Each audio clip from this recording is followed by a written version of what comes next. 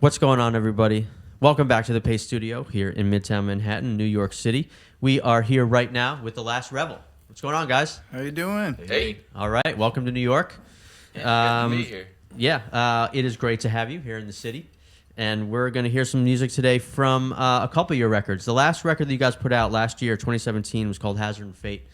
But there have been a couple. That's your third full-length record, is that right? Yep. Correct. So we're going to hear a couple of songs from that and one older one as well. So let's start it off with a song. Tell me a little bit about this first one. Yeah, this is off of our self-titled album. Came out in 2015. The song's called Iron and Ore. And it's loosely based off the iron and taconite mines in northern Minnesota and how that it kind of already feels like that deal's already been done before anybody could do anything about it. All right.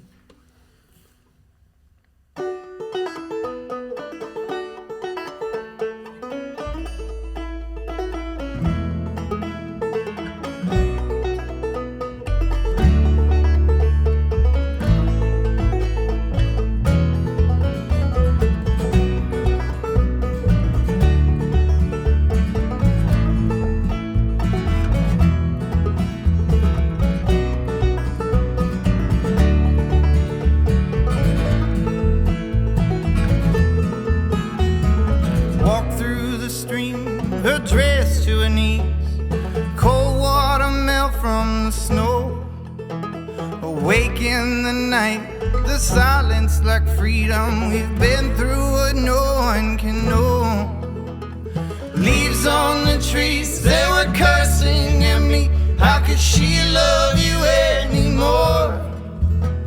Selflessly giving, but viciously driven. A hammer, it ripped through the floor.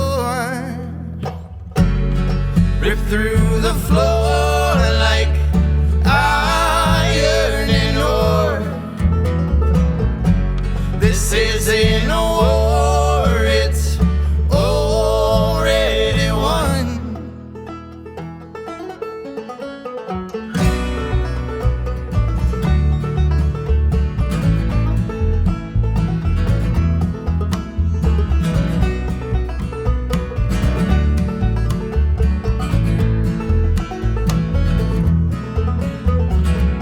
Country mines, they take what was given and cleave from the natural land. Hidden agendas have made the decision, not that North Country man. Letters she sent, it was written in pen. Between the lines there was more. Lyrically gifted but cleverly twisted. A hammer, it ripped through the floor. Ripped through the floor like iron and ore. This isn't a war, it's already won.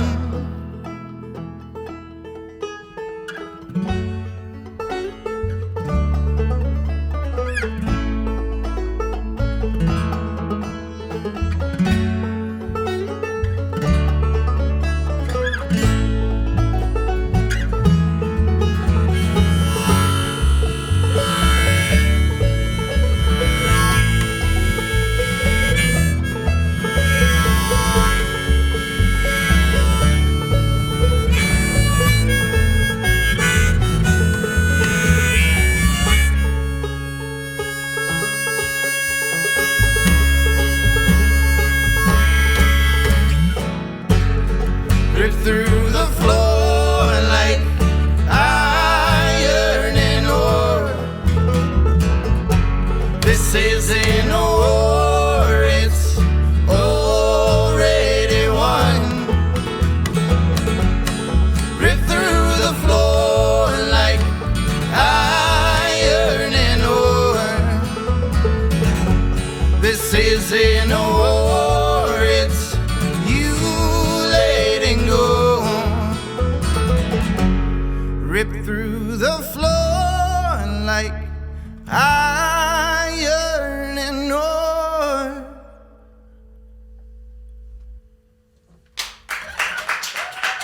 Thank you guys. Thank you, guys. Thank you.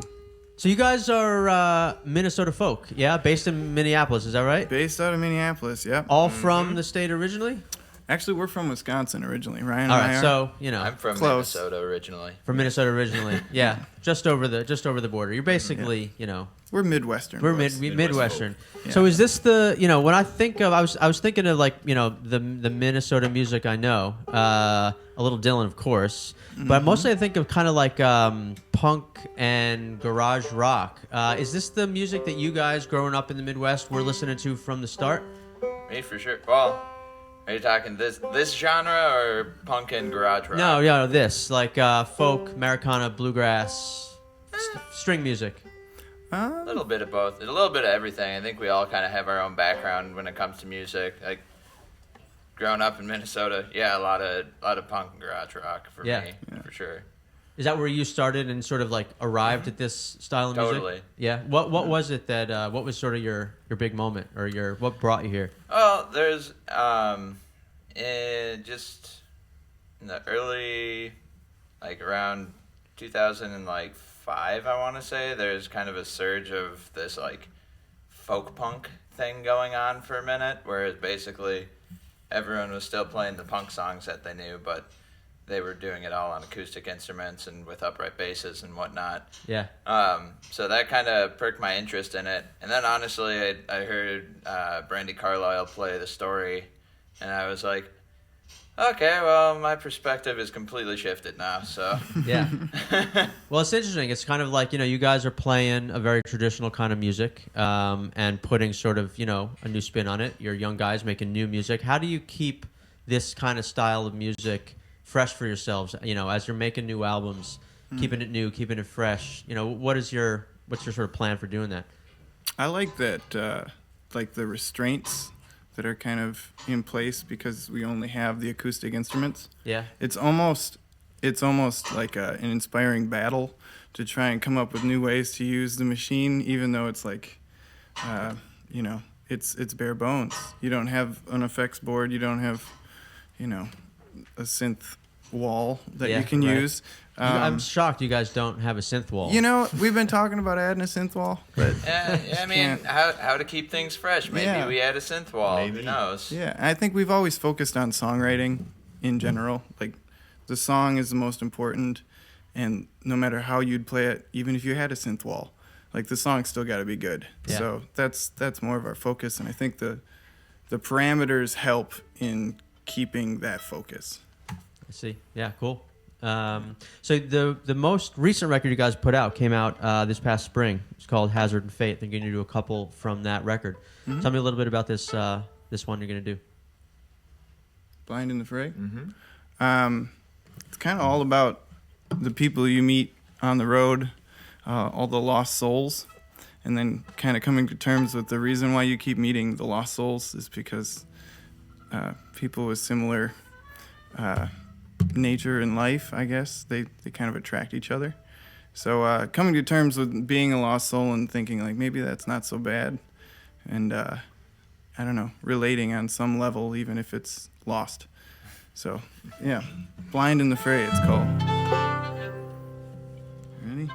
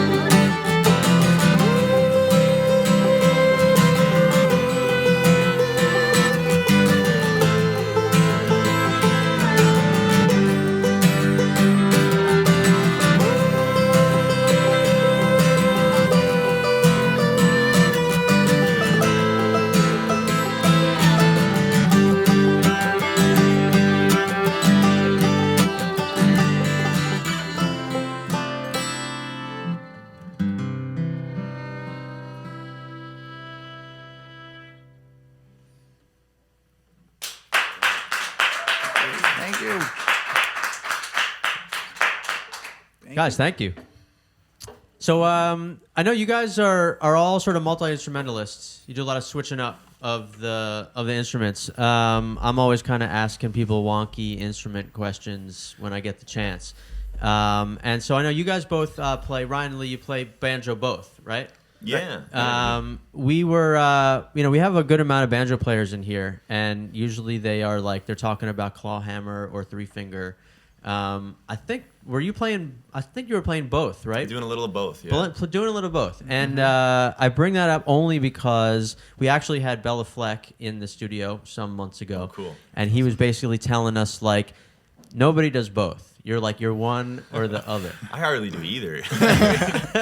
So, like, is that really like a thing? That's basically my question. How, in your conception of it? I don't know. I don't think so. I mean, I hate to disagree with Bela Fleck. Yeah, well, you're about to, I think. I think I'm about to. I mean, for us, it's really song dependent. I mean, some songs, the clawhammer style just feels so much more natural, and some songs, like Blind in the Fray, just feels it has to be the three finger style. Yeah. And I guess that kind of just leads in more into, the fact that, like, I just don't necessarily consider myself like a banjo player, to be honest. Like I just use it as a vehicle for this band and these songs. Yeah. It's not necessarily like I'm just using it in any way that kind of seems to fit the song, and I'm not tied to one or the other. Right. Sorry, Bela, but yeah, that's all right. He'll hear this and I hope he does. hate you Maybe forever.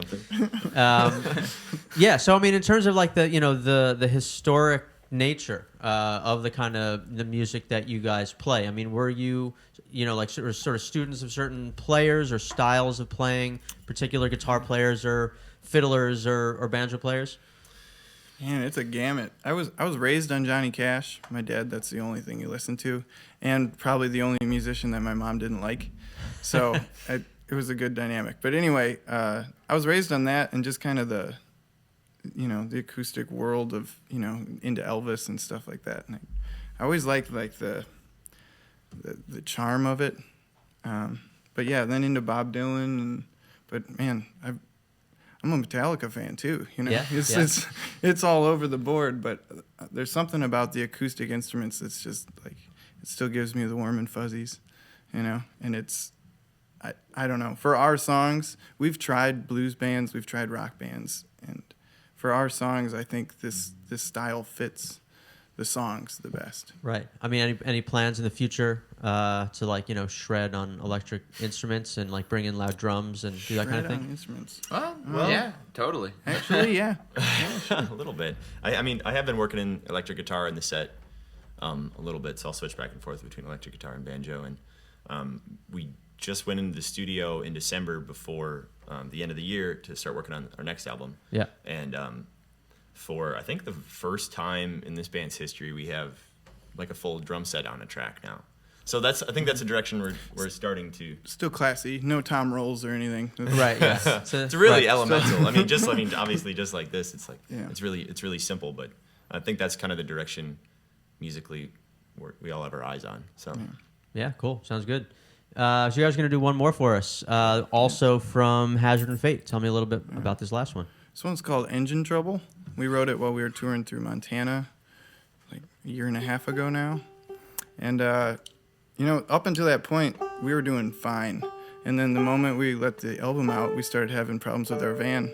So on the next album we've been talking about, we're probably going to write a bunch of songs about $100 bills or, yeah, right. Something that would be helpful, rather than El Engine Caminos. Trouble. Yeah, if any really G5s. wants an El Camino. Yeah, but yeah, it's kind of a romance with a metaphor of a van, because that's where we spend most of our time anyway. So, anyway, Engine Trouble. Go ahead, buddy. What?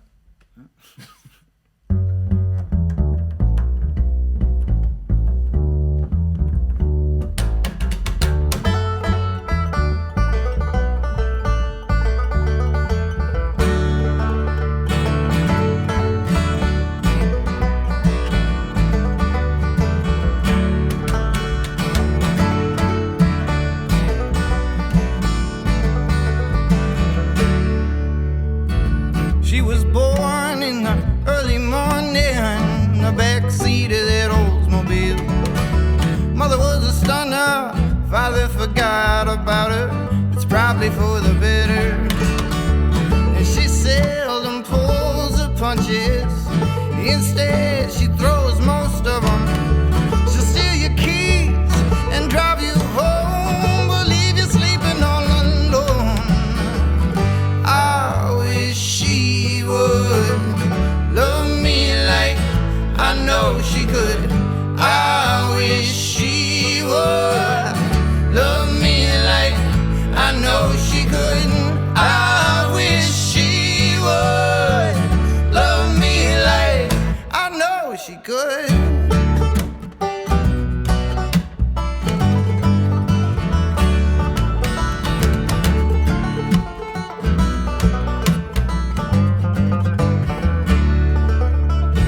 She's been running since she stole that motorcycle from her weird uncle Steve. She'll keep a ragged red rag in the back seat of her denim jeans. She's got stains on her hands, undeniably engine trouble.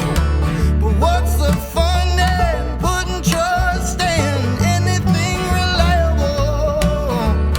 I wish she would love me like I know she could. I wish she would love me like I know she could. I wish she would love me like I know she could.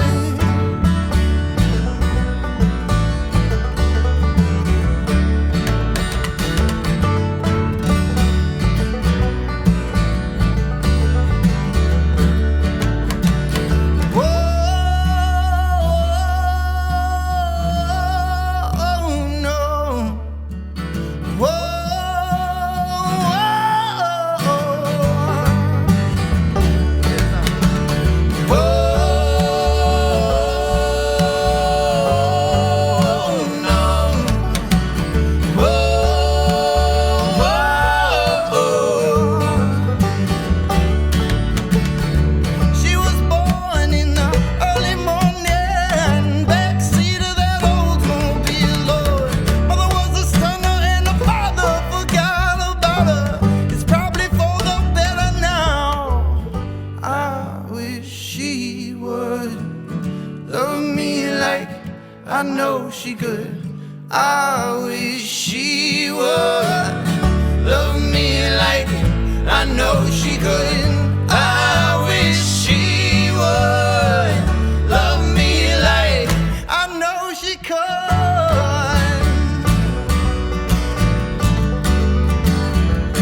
I know.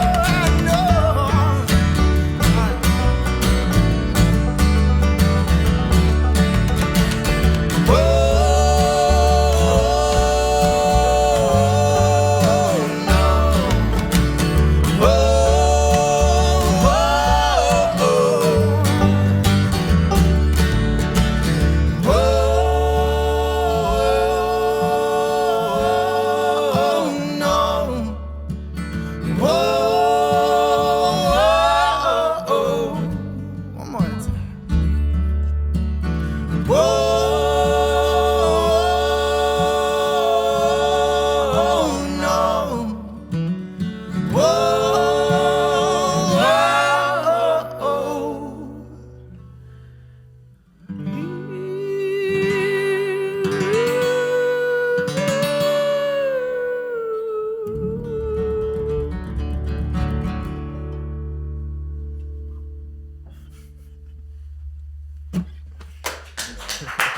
Thanks, guys. That was a great capper of a falsetto ending there. Love that. Everybody, this is the last Revel. The album most recent was Hazard and Fate, but it sounds like there is some more music on the horizon. Always. We will wait for your synth metal album of 2018. Yeah. These guys are on tour. The website is thelastrevel.com. I know you guys got a show tonight here in New York City at the Knitting Factory. Yeah. So check them out there. And then continuing on down south, I believe. Is that right? No. Or out west? Roughly. we're kind of just zigzagging Zigzagging across on the the East East Coast Coast. for the next like 12 days. 12 days. Yeah, and then we head back home. So All right, cool. Well, all those dates can be found on thelastrebel.com, so check them out there. Guys, thank you so much for Thank you, coming guys. to Paste, playing in our studio for us today. Thank you, man. great. Thank That's Yeah, great. come back and play for us again anytime, all right? all right. Sounds good. Cheers.